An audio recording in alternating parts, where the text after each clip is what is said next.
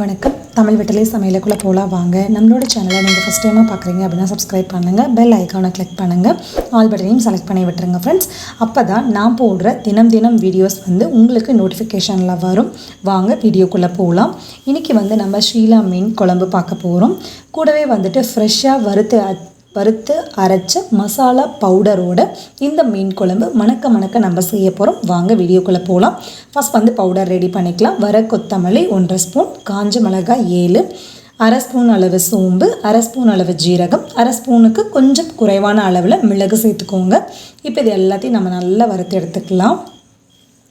அடுப்பு நல்லா ஹை பண்ணிக்கோங்க. பேன் நல்லா ஹீட் ஆனதுக்கப்புறமா ஃபுல்லாக குறைச்சதுக்கப்புறம் மசாலா பவுடரில் பொருட்களை நம்ம சேர்த்துக்கலாம். இப்போ கருவேப்பிலை கொஞ்சம், அரை ஸ்பூன் அளவு அரிசி சேர்த்துக்கோங்க. இது ஃப்ரெஷ்ஷாக நம்ம ரெடி பண்ணுற மீன் குழம்பு மசாலா பவுடர்.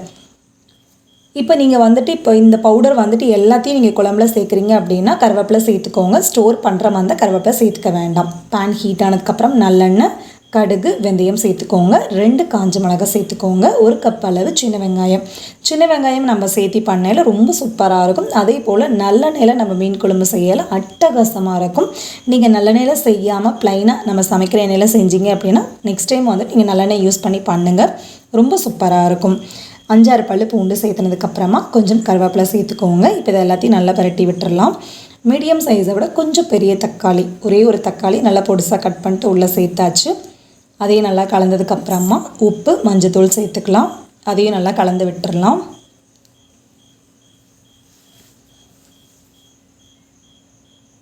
கலந்ததுக்கப்புறமா எலுமிச்சம்பழம் அளவு புளி எடுத்து நல்லா கரைச்சிட்டு உள்ளே சேர்த்துக்கோங்க. கூடவே கொஞ்சம் தண்ணி. இப்போ இந்த புளி தண்ணியோட பச்சை வாசனை போயிட்டு நல்லா கொதிக்க வைக்கணும். இப்போ நம்ம வறுத்த பொருட்கள் எல்லாத்தையும் ஆற வச்சாச்சு. ஆறினதுக்கப்புறமா மிக்சியில் அரைச்சி எடுத்துகிட்டு வந்துடலாம். புளி தண்ணியோட பச்சை வாசனை போகிற வரையில் நல்லா கொதிக்கணும். அரைச்சாச்சு.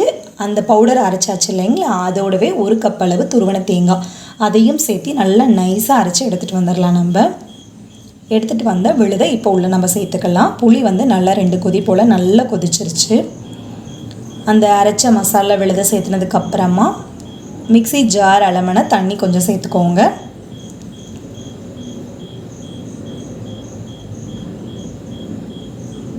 சேர்த்துட்டு இப்போ இது எல்லாத்தையும் நல்லா கலந்து விட்டுடலாம். நம்ம கலந்ததுக்கப்புறமா இது நல்லா கொதி வரணும். இந்த மசாலா பொருட்கள் தேங்காவோட பச்சை வாசனைலாம் போயிட்டு நல்லா கொதி வரட்டும். நல்லா இப்போ கொதி வந்துருச்சு. இப்போ நம்ம கழுவி சுத்தம் பண்ணி வச்சு மீனெல்லாம் உள்ளே சேர்த்துக்கலாம். இப்படி ஒன்று எடுத்து சேர்த்துக்கலாம். நம்ம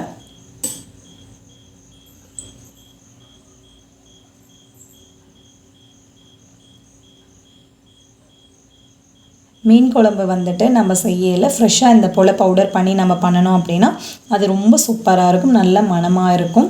இது இந்த மீன் குழம்பு பவுடர் நீங்கள் இதே அளவு கொஞ்சம் ஸ்டோர் பண்ணுற மாதிரி இருந்தால் மற்ற பொருட்களோட அளவு எல்லாத்தையும் இன்க்ரீஸ் பண்ணிக்கோங்க.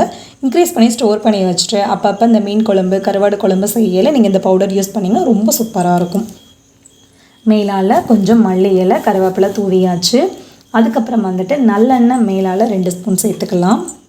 சேர்த்துட்டு நல்லா மூடி வச்சுருங்க. அடுப்பை ஃபுல்லாக குறைச்சிட்டு 5 நிமிஷம் விட்டுருங்க. அப்படியே அந்த குழம்பு மீனில் நல்லா முழுகின மாதிரி பண்ணிங்க அப்படின்னா தான் எல்லா பக்கம் ஈவனாக வெந்து நமக்கு கிடைக்கும். அவ்வளோதான், நம்மளோட ஃப்ரெஷ் மசாலா பவுடர் வச்சு மீன் குழம்பு சூப்பராக தயாராகிருச்சு. ஈஸியான இந்த ரெசிபியை கண்டிப்பாக நீங்கள் ட்ரை பண்ணி பாருங்கள். வெள்ளை சாப்பாடோடு சாப்பிடலாம், அவ்வளோ அட்டகாசமாக இருக்கும். இந்த ரெசிபியை நீங்கள் கண்டிப்பாக மிஸ் பண்ணிடாதீங்க. எப்படி இருக்குன்னு சொல்லிட்டு கமெண்ட் பண்ணுங்கள். நம்மளோட சேனலுக்கு சப்ஸ்கிரைப் பண்ணுங்கள். தேங்க்யூ.